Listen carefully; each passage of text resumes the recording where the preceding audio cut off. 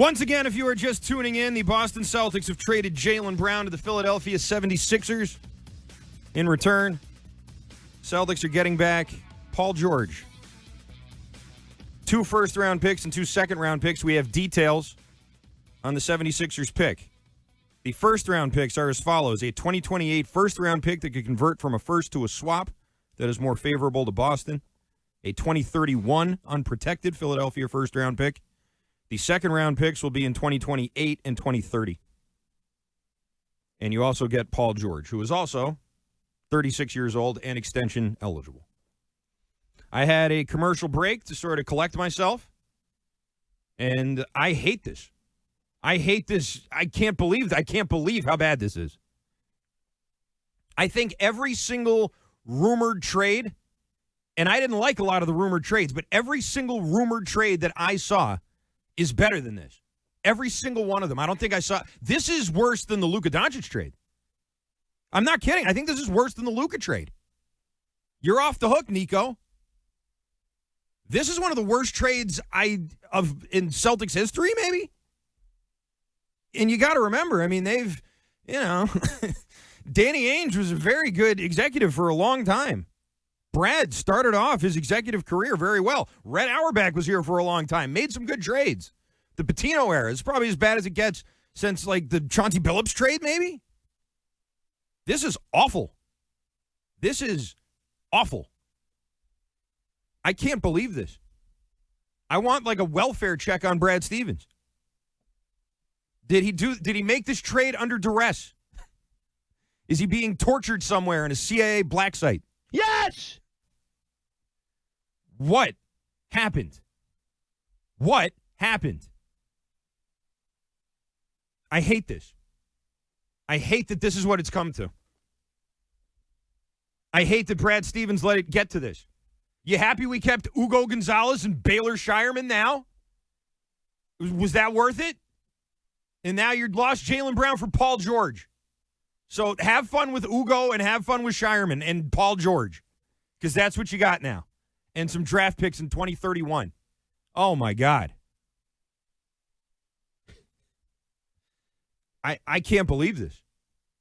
I'm really at a loss for words.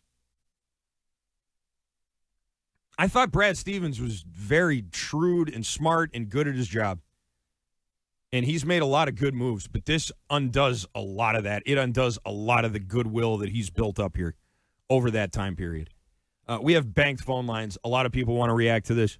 I still am processing my thoughts and emotions here. We do, by the way, have Dan Greenberg of Barstool Sports joining the show at 7 o'clock. And that's going to be dramatic, let me just say. It's going to be intense, I think, when Greeny calls in.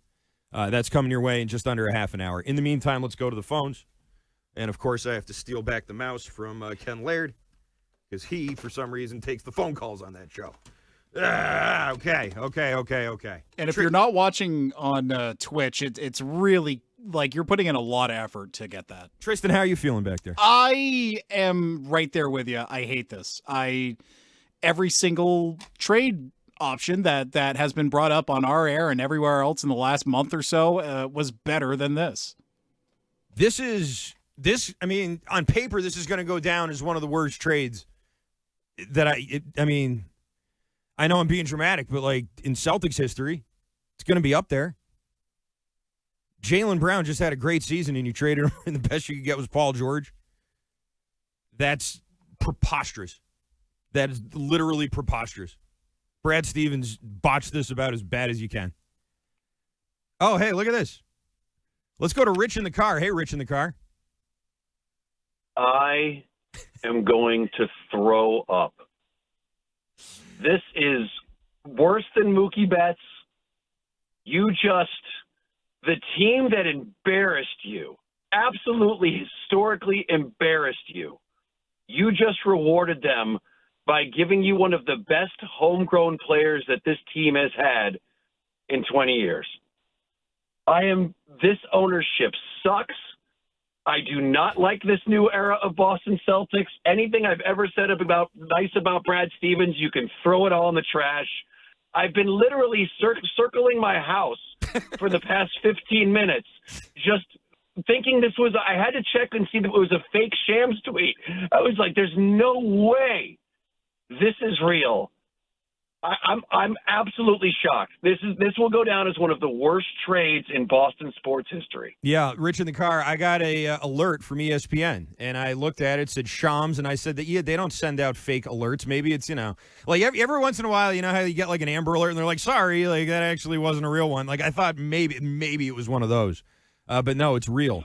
Paul George. Yeah, we're getting Paul George. Yeah. Rich. Yeah, pardon me, but I'm going to go drive into a telephone pole. Have a great show, Christian. Thanks. Rich Shirtonleaf. Listen to the Rich, Ken, and Ted show, weekdays at 2 here on WEEI. I can't hang this up, so you're going to have to hang up for me. Thank you very much. Okay, there we go. The phone line open. I'm telling you, I don't think we're going to have a lot of open phone lines tonight. The number's 617-779-7937. I'll get the text message. I'll get to everything. I'll get to as much reaction as I possibly can tonight. Because this is seismic. This is a seismic thing that's happened here. Man, and we had a whole show for tonight planned. I did, and I had a lot of Jaylen Brown stuff I was going to talk about. And I told you, I said, listen, if he gets traded today, then we're going to have to go wall to wall. He gets traded during the show. right at the end of the Rich. That's why he wants to drive into a telephone pole. Because what used to happen when Rich used to do mornings, all the news used to break at 10:01. And now the Rich Shirtonleaf breaking news curse has moved from morning drive to afternoon drive is what's happened here. And I am the beneficiary of it. So thank you very much, Rich, for cursing all of your time slots with breaking news happening right after you sign off. I genuinely do appreciate that. That's one thing I can smile about right now. Now back to how awful this trade is. And it is awful. This is gross. I can't believe this. I can't believe how far we've fallen since Game 4 of that series. Game 4 of that series, you're up 3-1 over the Sixers. Jason Tatum's back. You're cruising. You got the Knicks in the next round. You just got to win one more game. That shouldn't, whatever, even if they win one, big deal. You got this. Tatum's back, looking good. Brown's playing well. Derek White not playing well, but whatever. We didn't matter. We're still up 3-1. And it seemed like the Celtics were back. And then they lose 3 in a row. And then they whiff on Giannis. And the Knicks win the NBA fight. And now here we are. Here we are resetting. Did Jason Tatum have anything to do with this? I remember thinking like, well, they're not going to go through all this unless they clear it with Jason Tatum. If Jason Tatum was like, I want Paul George and 2 draft picks, then Jason Tatum shouldn't be, they shouldn't meet with him ever again. He should not be consulted in these matters if this was something he was okay with. If this was really if this was the best deal Brad Stevens could get, then mismanagement is putting it kindly. I mean, this is diarrhea down your leg is what this is. 617-779-7937. Darren is in Belmont. Hi, Darren. I'm sitting in my driveway because my wife won't let me in my house because she thinks I'll go out right at the knife. Well, she's probably right, Darren. Stay away from the knife. Stay away from the fork. Stay away from it. And I'm sitting here, and I am so disillusioned. And I'm this ownership, Stevens. I've been watching Celtics for 64 years, and this sits with me. It's the worst, not one of the worst. This is probably the worst trade to go down in Boston history, I think. But you know what it comes back to? We swindled 76ers back when we got Brown and Tatum because they took Fultz and Simmons. That's right. And now they just got payback on it because we screwed them. Now they screwed us. A 36-year-old has been 2 first-round picks that will make no difference in Tatum's career. And we got 2 seconds, like you said. You said this is Stevens. I'm just in disbelief. I'm embarrassed for our city. I am embarrassed for our city, and the Celtics should be embarrassed. And I can't wait for Stevens' press conference, how he's going to make this sound like it's a good thing for the Celtics. Yeah. Oh, boy. Good call, Darren. Good call. He's going to have to face this. He is going to have to face this, and it is going to be ugly. It's not going to be like Fenway Fan Fest out in Springfield, with people throwing tomatoes at John Henry. But there is not going to be a lot of grace here. The only question there really is ownership happy with this? The fans are not happy with this, obviously. I can't imagine that the players are happy with this. Even if Jason Tatum hated Jaylen Brown, and I'm not saying he did, but let's just hypothetically say that those two genuinely despised each other, like Shaq and Kobe at the end, just like hated each other. Even if he hated Jaylen Brown, he's got to hate this trade. You've got to hate this trade. What? Paul George? Really? Paul George? Who will be 37 next year? When's his birthday? Is he going to? He just turned 36? You know? I think when you look at his career, Paul George had a great career. He'll turn 37 in May of next year, so just in time for the playoffs. Everyone said, I hope Jaylen Brown gets traded to a city that's going to appreciate him. You think Philly's going to appreciate him? I think so. I think they'll appreciate the fact that they got him for freaking nothing. And Brad, keeping him in the East is one thing. In your division, in the Atlantic Division, to the team that just beat you, really, that was the best offer you got. Okay. This is going to take some time to accept. Like, I'm in denial right now, I think, that this is real.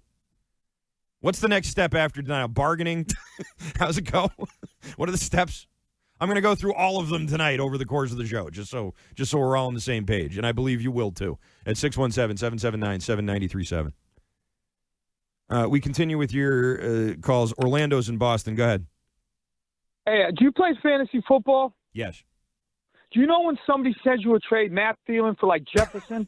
Yeah. This is what this is. It's like, what is Brad Stevens thinking? Like, why would you even do this? And on top of it, right, people don't want to say something, but I blame Tatum too. He could have said something like, he's been quiet this whole process. Like, speak up.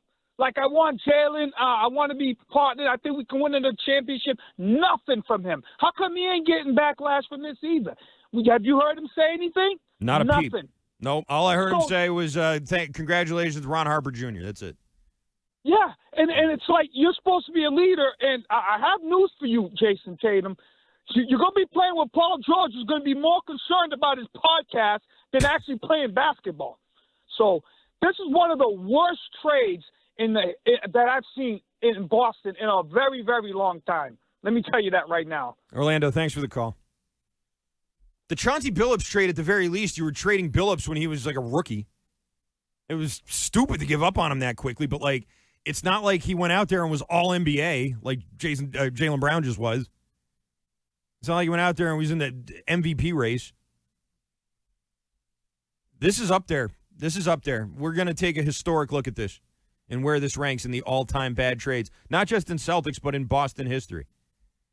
And I know, judging a trade before they even play a game is, no, you can't do that. I think with this one you can, and with this one I will. So keep it right here, WEEI 617.